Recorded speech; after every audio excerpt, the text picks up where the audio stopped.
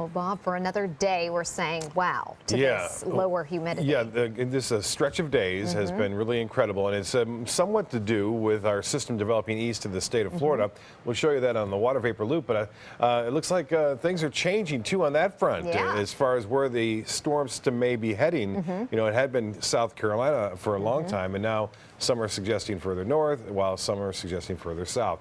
Here's what's going on. The photos that were sent in tonight.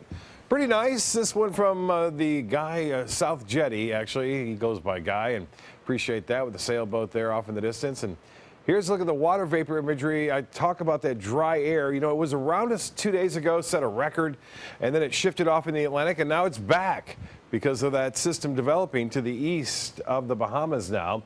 And it really is developing. It's up to an 80% chance, and usually get up to 80, you can pretty much bet there's going to be something going on there, and conditions are going to be somewhat more favorable for development tomorrow.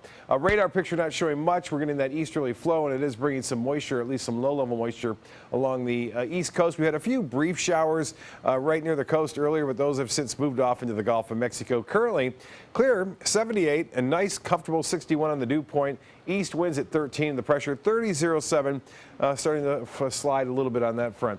And 91 the high today, above average, but it didn't feel like that. 94 degrees, the actual record high set back in 2012.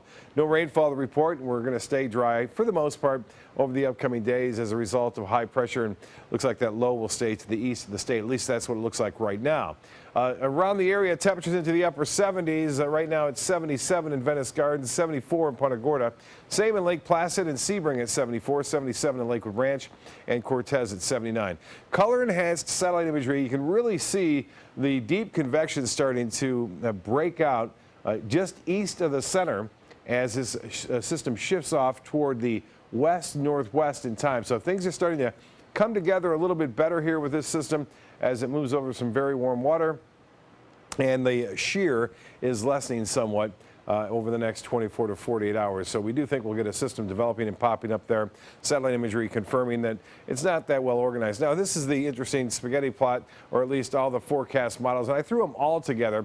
You really got to be careful with these because the actual center of low pressure is still a very broad area of low, and it could reform further to the south, further to the north, but we are starting to see a little shift to the south now, and northeast Florida starting to get into the act a little bit more, and also some models kind of keep it hanging around there for a couple days. You notice a few loops right there just offshore of South Carolina. If that were the case, some heavy rainfall would definitely be in order. Right now, it doesn't appear it's going to be too strong of a storm in terms of wind. This is the wave heights as we've been going through time here.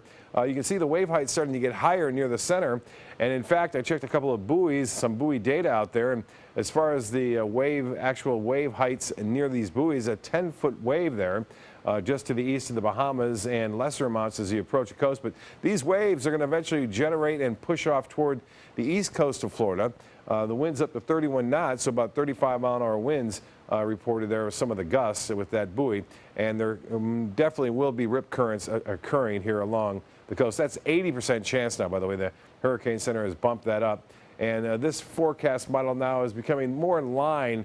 Earlier, it had a little low spin off just off the coast of Florida, but now it appears that it's heading off at least close to South Carolina, the coast there, by Saturday.